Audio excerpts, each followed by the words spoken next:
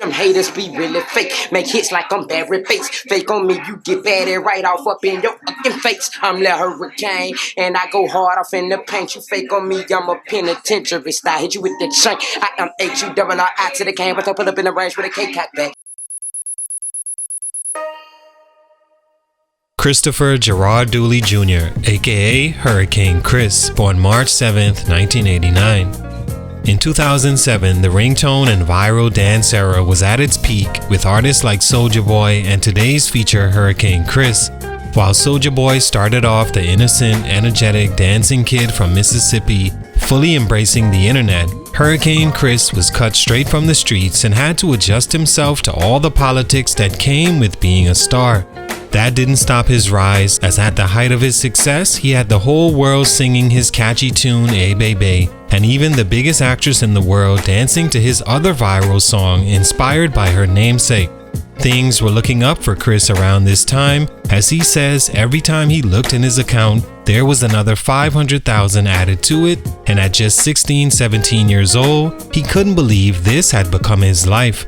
He recalls sneaking into a club the night he recorded Hey Baby, and after getting too turned, he ran to his friend's house to use his studio because he didn't want to go home. He created the hit Just Messing Around, but little that he knew it would become his biggest song ever and launch him into a different stratosphere as a rapper, where he went from performing around Louisiana for 1,000 to 1,500 people to sold out shows, BET Awards, 106 in Park, and fans screaming his name. Ringtone rap was dominating the culture in 2007, so much so Billboard dedicated an entire chart solely for ranking the top ringtones, and Hey Baby was right there at the top, selling over 1 million copies, peaking at 7 on the top 100, and giving Chris not just the start in music he needed, but a way out the streets, an option not to follow some of his close friends and father's footsteps, ending up either dead or in prison. It was a lifesaver at 16 years old that loaned him the platform to make money forever if he could navigate his career successfully. A career that not long after would change greatly by the end of the decade and go on throughout the 2010s without his presence really being felt at all. Beginning the 2020s, he would lose even more time and money dealing with a second-degree murder charge after an armed robbery went wrong, resulting in the assailant's loss of life. Charges wouldn't be dropped until 2023 as he attempts to get his music career back on track. It's a broad stroke determining who's a rap legend or not because music is so subjective, but when it comes to the viral ringtone snap era, Hurricane Chris's name has to be in the books for the legendary run he had that should have resulted in a run throughout the 2010s, but for these reasons, he couldn't find footing after his early success. What happened? Let's talk about it. It's your boy JC, Stunted Growth Music. Let's get it, man. Take a minute to like, subscribe, and comment on who I should do next. Hurricane Chris is a rapper from Shreveport, Louisiana that knew what he wanted to do since 8 years old, become a rapper. By 10, he was already performing at talent shows, gaining moderate success locally. For him, there was no focus outside of music, as he was going to get on by any means necessary. He would sneak into clubs by 15, 16 to party with the older guys from his neighborhood, and one night it led to a drunk young Hurricane running through the streets to his friend's house, where he recorded what would become a top 10 song in the country. He said when Hey Baby dropped, it magnified his entire life and seemed like overnight he had become a rap success with fame and money at his disposal. To his admittance, he didn't always know how to handle it. Stunt number 1, not fully embracing it. Rappers from the ringtone era had two things to their advantage that not many saw as that at the time. The boom of the cell phone industry and the popularity of using a song as your ringtone, and the internet, more specifically social media.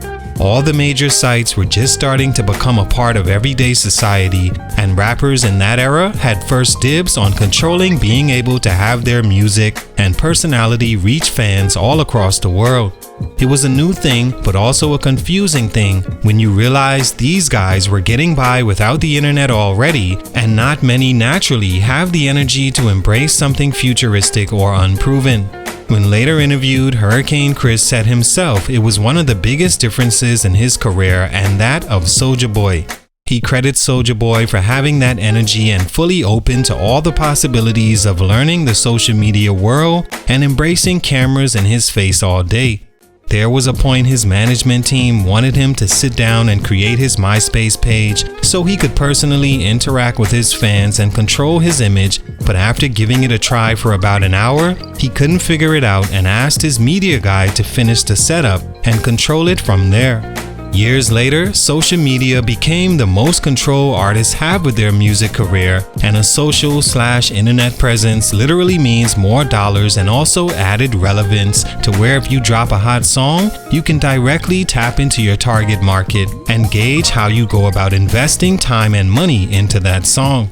After Abebe released and caught fire, leading to awards for the best viral song, ringtone of the year, and more, Chris released his debut album 5150 Ratchet October 23, 2007, weeks after Soulja Boy released his debut album that went platinum and cannonballed Soulja into a different realm of stardom. 5150 Ratchet released to moderate success, selling 26,000 copies first week, failing to go platinum or gold outside the three singles Abebe, Hand Clap, and Players Rock. A lot more could have been achieved from that album and Chris's intro to the world had he stayed persistent with connecting to his fans and embracing the future fully. Stunt number 2, label halting success. Many rap artists historically go through this growth stunt, and I believe it's because most rappers come from low-income, impoverished environments, aka the streets, that don't teach them the importance of having your business mind together before you start making so much money, because at that point, you only have control over what you agree to in the beginning. Every label you sign to and every deal are ran by older, seasoned negotiators who don't have a face to the public, and if they so choose, they don't even have to ever meet you as a rapper. Their negotiations are solely driven by how much money they can make off the investment they put into you, and while you look the other way for someone else to handle your negotiations, those two are making deals behind the scenes to better their future while you slowly blow whatever you make, thinking the well never runs dry. Another way Sony Music, J Records at the time, and Polo Grounds held Chris back was milking the success of Abebe and his other singles to where it took over 6 months after Abebe came out for his album to finally release, and released in the same month as fans were still focused on the rise of Soulja Boy. Chris, to his admittance, wasn't always the most enthusiastic following the label's plans either, as he began to feel he wasn't doing the music he wanted anymore, with the label pressuring him to continue making viral hits and not the music dear to his heart. This stalled his energy for label obligations and made him step back from the game all 2008 while he was at his peak. It led to the deteriorating of his relationship with the label and them not pushing him as much as they could. Stunt number 3, hiatus and the fall of an era. In 2009, 2 years after his debut, Hurricane Chris released his sophomore album Unleashed, featuring the viral hit Miss Berry, an ode to Halle Berry being the face of black female beauty at the time. It ended up being his second biggest hit of his career, 52 on the top 100 and number 7 song in rap at its peak. With label pressure to continue promoting those kinds of songs from Chris, he decided it was best he step all the way back after the promotion run of the album, and it would become his final studio album to date. Miss Berry released April 2009, and Chris's album wouldn't release until December 21st that year. A clear indication the label saw him as just a singles rapper, and to be honest, they were partially right to think that.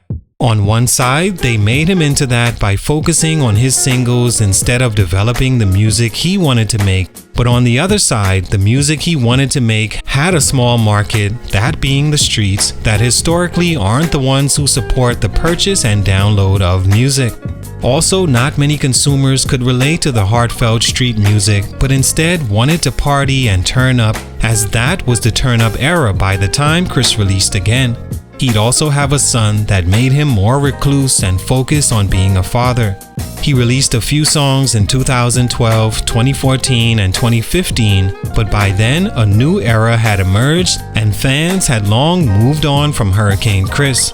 He'd have the murder charge in 2020, But by then, his popularity had fallen to the point that didn't affect the fact fans just didn't care much any longer. All in all, Hurricane Chris is a staple in the late 2000s, early 2010s hip-hop era and made hits in the game, changing his family's life at just 16, 17 years old. He had the talent, but personality-wise, he wasn't fit for the politics of the industry, and things all halted way before they should have. Salute, much respect, but for these reasons, his growth was stunted. It's your boy JC Stunted Growth Music, and I'm out.